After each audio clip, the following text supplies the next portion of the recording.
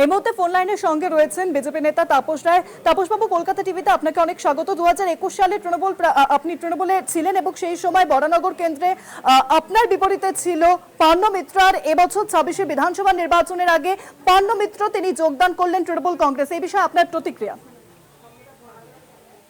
কোনো প্রতিক্রিয়া নেই যে কোথায় যোগদান করবে, কাকে কে গ্রহণ করবে।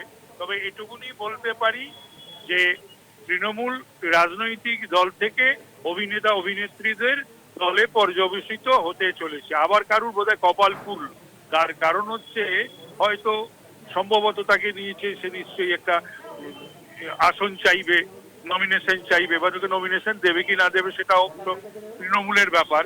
কিন্তু যেখানেই নমিনেশন দিক সেখানেই যে তৃণমূল কর্মীদের কথা বলে, হ্যাঁ, কিন্তু সেখানে একটা কর্মী যে ডিভোট করেছিল, নিজেকে ডেডিকেট করেছিল, আত্মোৎসর্গ করেছিল পার্টির জন্য, সে বঞ্চিত হবে। অনেক ধন্যবাদ তাপস বাবু। ফোন লাইনের সঙ্গে ছিলেন বিজেপি নেতা তাপস রায়। 2021 সালে তৃণমূল প্রার্থী তাপস রায়ের বিরুদ্ধে বরানগর কেন্দ্রে লড়াই করেছিলেন বিজেপির টিকিটে পার্ন মিত্র।